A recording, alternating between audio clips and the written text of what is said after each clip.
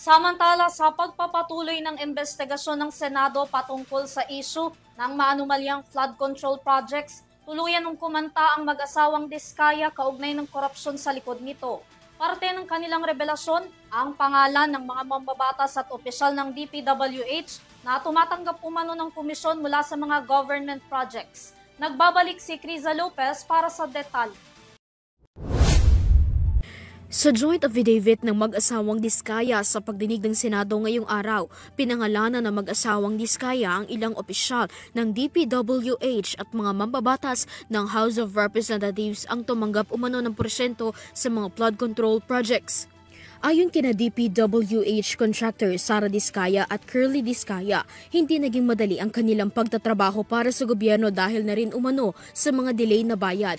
Isinalaysay nila noong umpisa hindi na nanalo ang St. Gerard Construction sa mga bidding ng gobyerno. Nang manalo at napagdesisyon ng magtayo ng isa pang construction na Alpha and Omega General Contractor and Development Corporation, nagsimula na rin ang paglapit umano ng mga district engineer at mga regional directors ng DPWH at maging ang mga chief of staffs ng mga mambabatas kung saan nag-aalok ng mga proyekto na iginigiit na mula sa pondo mismo ng mga mambabatas. Noong una, sinubukan naming labanan ng mga ito sa pamamagitan ng pagre-report sa DPWH at pagpapadyaryo ng mga tiwaling kawani ng gobyerno. Subalit hindi sila natitinag sa mga ito.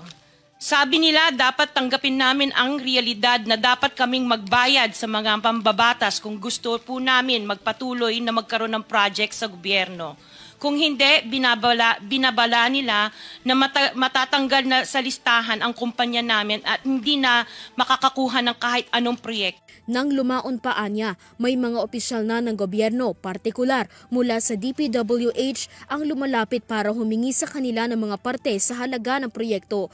Tila naging patakaran na rin na hindi bababa sa 10 hanggang 25% ng pondo ang dapat nilang ibigay para hindi ipitin ang konstruksyon ng bawat proyekto. Ilan sa mga pinangalanan ng mga Diskaya sina Terence Calatrava, former Undersecretary ng Office of the Presidential Assistant for the Visayas of the Philippines, Pasig Congressman Roman Romulo, Uswag Ilonggo Party List Congressman Jojo Ang, Quezon City Congressman Patrick Vargas, Arjo Atayde, Marvin Rillo at Marvic Copilar, Aga Party List Representative Nicky Briones, Marikina City Representative Marcy Teodoro, San Jose del Monte Congresswoman Rida Robes, Romblon Representative Eleandro Madrona, Congressman Benji Agarao, Anwaray Party List Representative Florencio Gabriel Noel, Congressman Leody Tariela, Quezon Congressman Reynan Arrogancia, Aklan Representative Teodorico Haresco Jr., Zamboanga Sibugay Congresswoman Antonieta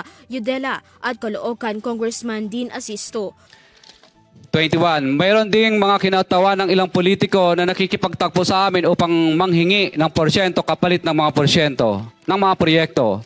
Ang mga porsyentong ito ay 25% ay ipinipilit sa amin bilang karaniwang kalakaran na wala akong kakainang tanggihan. Dawit ang mga pangalan ng ilang opisyal ng DPWH sa pagpapatakbo ng karaniwang kalakaran sa 25% kickback.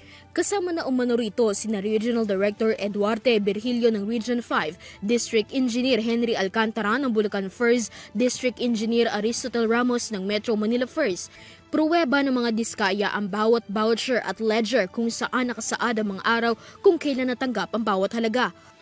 Ito ay binibigay namin sa kanila ng cash. Ang bawat transaksyon ay may karampatang voucher at ledger na nagsasaad ng mga araw at kung kailan nila ito natanggap.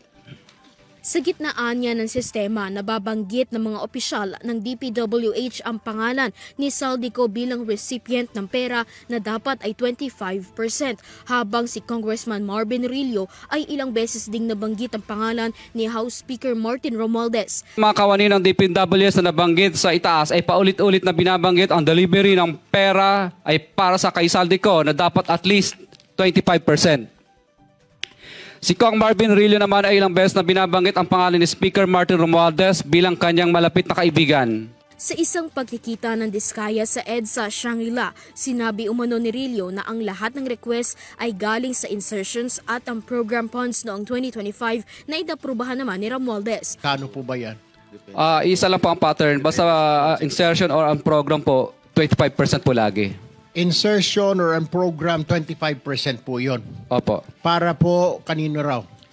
Para po daw po kay, lagi ko narinig ang salita nila kay Saldico at saka kay Speaker po, ang narinig kong salita. Pagdedetalye ni Curly, minsan ay personal niyang iniaabot ang pera at kung minsan ay tauhan niya ang nag-aabot. Ngunit kadalasan ay malapit na tauhan anya ng mga mambabatas ang kumukuha ng pera. Opo, makadalasan po parang mga COS nila or mga pinagkakatiwalaan nilang tagakuha lang po. Opo. For example po, si Kong Roman Romulo naman po. Kadalasan po si Kong Roman Romulo, ang tagakuha po niya si tagakuha niya si Ma'am